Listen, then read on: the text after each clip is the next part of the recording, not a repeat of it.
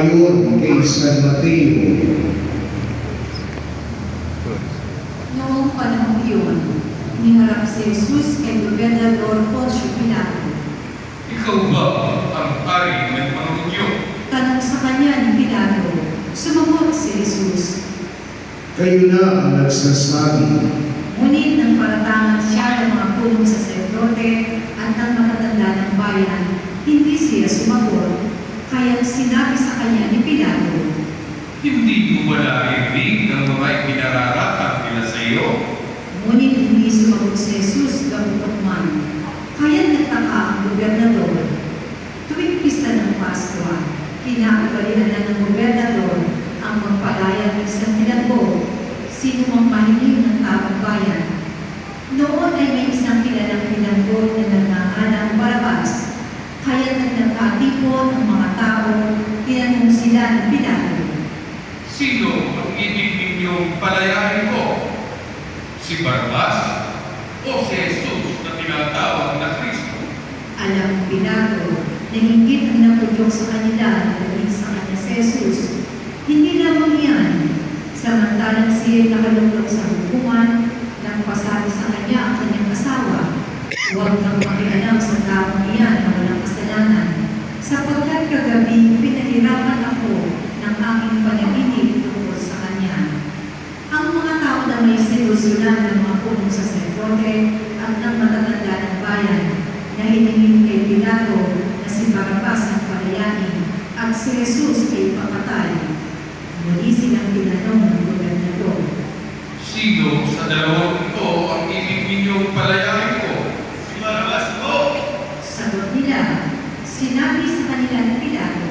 Kung gayon, ano ang gagawin ko kay Jesus na tinatawag na Kristo? Sumagot ang lahat. Ibabaw sa krus! Bakit? Anong masama ang ginawa niya? Tanong ni Pilato. Ngunit lalo pa nilang sinigaw. Ibabaw sa krus! Nang makita ni Pilato na wala siyang magagawa at malaman pang magkagulo ang mga tao, nagpakuha siya ng tubig at naghugas ng kamay sa harapan ng mga tao. Wala akong pananagutan sa kamatayan ng tao nito. Bahala kayo! Sabi ni Pilato, sumagot ang mga tao.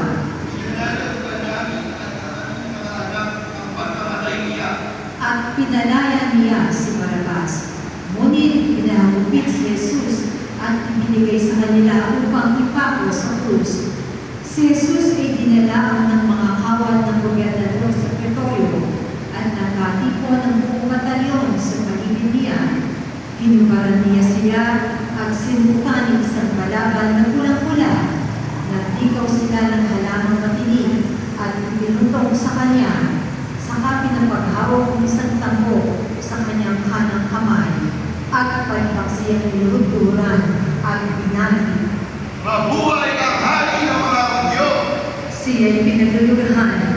Kinuha nila ang tambo at siya'y pinaghahampas sa ulo at matapos itiyain, kanilang pinanasen siya ng palaban, sinubutan ng sariling damit at binabas upang ipako sa krus.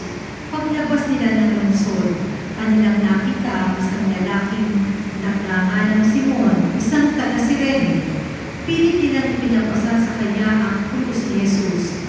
Pagdating sa lugar na tinatawag na Golgotha, na nangangahulugang pook ng pumo, binigyan nila si Jesus ng alak na hinaluan ng abdo. Ngunit ang matikman niya ay hindi ininom. Nang maipako na siya sa krus, pinaghati-hatian nila ang kanyang mga damit matapos magsapalaran at naupo sila upang siya'y bantayan. Nakasulat sa kanyang ulunan ang sakdal laban sa kanya. Ito'y si Jesus, ang hari ng mga Hudyo. Dalawang krisa na kasabay niyang pinako sa krus, isa sa kanan at isa sa kaliwa. Hinibak siya ng mga nagdaraan at tatanong-tanong pang sinabi, Di ba ikaw ang titipa ng templo at muling magtatayo nito sa loob ng 3 araw? Iligtas mo ngayon ang iyong sarili. Kung ikaw nga ang anak ng Diyos, bumaba ka sa krus. Pinutyarin siya ng mga punong saserdote. ng mga eskriba at ng matatanda ng bayan. Sabi nila, Iniligtas sa iba, kunin ang sariling ima iligtas. Di ba siya ang hari ng Israel? Bumabalang siya ngayon sa krus. Maniniwala kami sa kanya. Nananalig siya sa Diyos at sinasabi niya siya ang anak ng Diyos. Iniligtas siya ng Diyos kung talagang iniibig siya. at pinalimusta rin siya ng mga Diyosang pinakong kasabay niya. Mula sa tanghaling tapat hanggang sa ikato ng hapon ay nandilim sa buong lupain. Nang mag-ikato ng hapon, sumigaw si Jesus. Eloi, Eloi, lama sabachthani. Ibig sabihin, Diyos ko, bakit mo ako pinabayaan?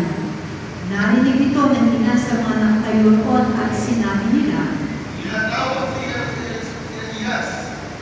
agad tumakbo ang isa sa kanila at kumuha ng esponja, tinigmak ng maasim na alak, inilagay sa dulo ng isang tambo at pinasiksik kay Jesus. Ngunit sinabi naman ng iba, Hintayin mo na. Tingnan natin kung darating sa Elias upang iligtas siya. muling sumigaw si Jesus at kanabutan ng hininga. Magsilong po tayo lahat.